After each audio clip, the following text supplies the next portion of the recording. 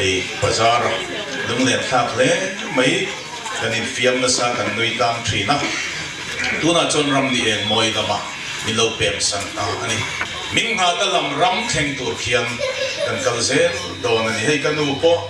tam alo di veta chuwangin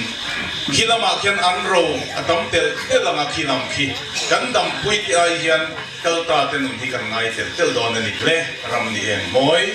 chu ko puya leng ti chon ka dam lo ve ti in lung ngai na bia thuan sei ngai to lo chandam tu thu thung wang sual ngai dam den ni moi na te na chim phak lo ko pui moya yang o dal par pui dan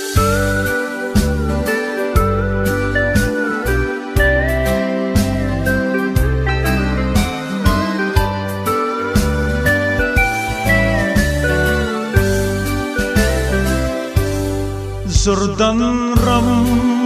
ral tianga khopui lun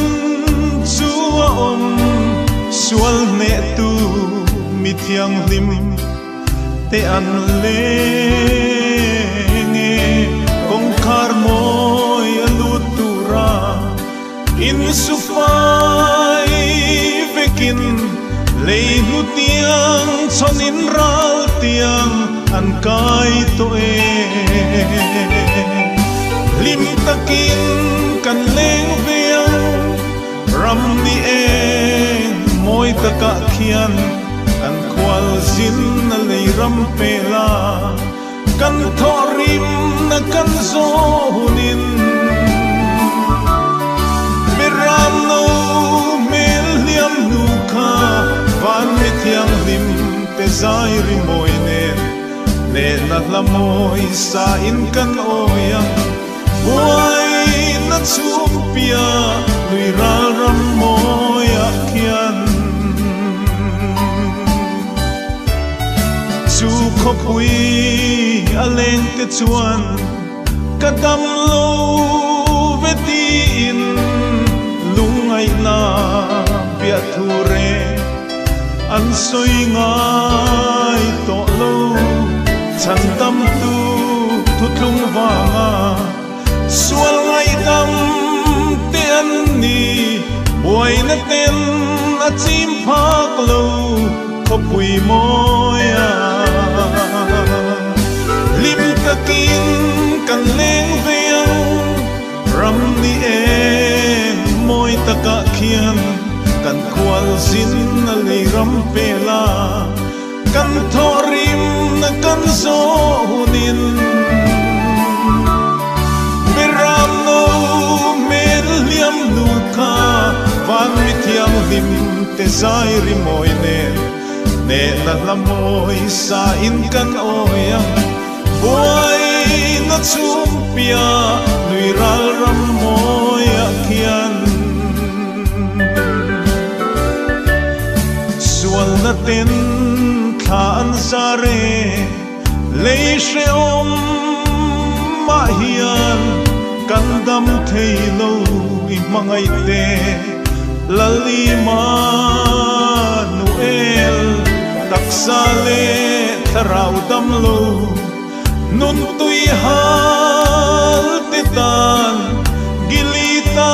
thing nai dam doi om lom ni takin kan leng veang ram ni moi taka khian kan khwal zin na le ram pela kan thorim na kan zonin berano mel liam nu kha van mi thiang lim te zai ri moi ne na lamoi sa in kan oyang buai na chumpia lui ral ram moya kian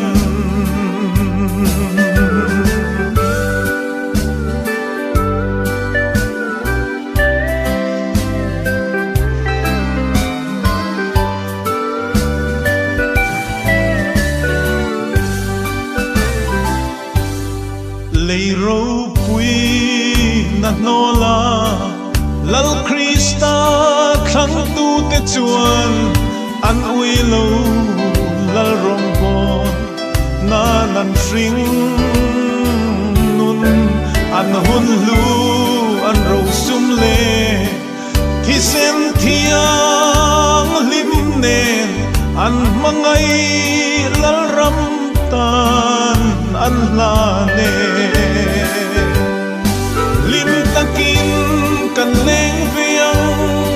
ram ni en moi taka khian kan khwal sin na le ram pe la kan thorim na kan so hunin meram no mel liam nu kha van mi thiang lim te zai ri moi ne ne na la moi sa in kan oyam boy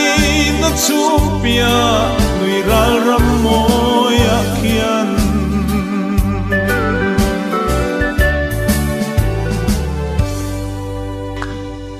lali suara kui betul se